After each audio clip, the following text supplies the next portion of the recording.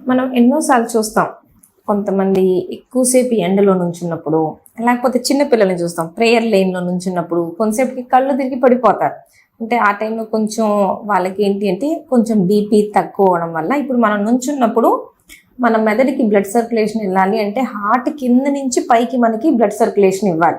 So BP down అయినప్పుడు ఏంటి అంటే పైకి సర్క్యులేషన్ సరిగ్గా వెళ్ళక బ్రెయిన్కి సరైన ఆక్సిజన్ అందక బ్లడ్ సర్క్యులేషన్ తగ్గి మనకు కొంచెం బూజరగా అనిపించి తిరుగుతున్నట్టు అనిపించి కింద పడిపోతారు.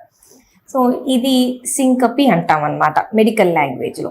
సో ఎప్పుడైనా కానీ మనకు తెలిసిన వాళ్ళకు ఇట్లా కళ్ళు తిరిగి పడిపోయేటట్టు ఉంటే మాత్రం అన్నిటికన్నా ఇంపార్టెంట్ థింగ్ ఏంటి అంటే ఇప్పుడు మనం స్ట్రెయిట్గా పడుకొని ఉన్నాం అనుకోండి, బీపీ తక్కువ ఉన్నా కూడా హార్ట్ నుంచి బ్రెయిన్కి బ్లడ్ వెళ్ళిపోద్ది. అదే కూర్చొని నుంచున్నప్పుడు ఏంటంటే పైకి వెళ్ళటానికి బీపీ అనేది సరిపోదు.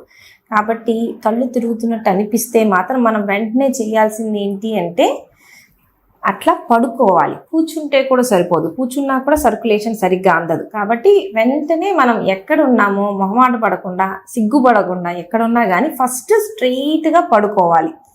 దానికి తోడు ఎవరైనా హెల్ప్ చేసే వాళ్ళు ఉంటే, ఒకవేళ మన వాళ్ళు ఎవరైనా ఇట్లా కళ్ళు తిరుగుతున్నాయి అంటే అట్లా కిందకి పడుకోగానే కాళ్ళు రెండింటిని మనం పైకెత్తాలి. ఎందుకంటే కాళ్ళల్లో చాలా బ్లడ్ స్టోర్ అయ్యి ఉండిద్ది మన బాడీలో. సో మనం కాళ్ళు పైకి ఎత్తంగానే ఆ బ్లడ్ అంతా హార్ట్కి వెళ్ళిపోతుంది. హార్ట్ అనేది బ్రెయిన్కి సర్క్యులేట్ చేసిద్ది. సో ఇట్లా పడిపోతున్నప్పుడు మన కాళ్ళకి రక్త సరఫరా అనేది మనకి పెద్దగా అవసరం లేదు బాడీకి ఆ టైంలో. కాబట్టి వెంటనే పడుకోబెట్టేసి కాళ్ళు రెండు పైకి ఎత్తేసామనుకోండి, అప్పుడు సర్క్యులేషన్ బాగా వచ్చేసి మళ్ళీ వెంటనే వాళ్ళే కోలుకొని లేచేస్తారు. లేవంగానే కొంచెం వాటర్, కోకోనట్ వాటర్ ఏదైనా ఇస్తే తొందరగా కోలుకుంటారు. చాలామంది తెలియచేసేది ఏంటి అంటే అట్లా పడిపోగానే మళ్ళీ లేపడానికి ట్రై చేస్తారు. సో లేపితే మళ్ళీ సర్క్యులేషన్ తగ్గిద్ది. కాబట్టి అట్లా చేయకుండా స్ట్రెయిట్గా పడుకోబెట్టి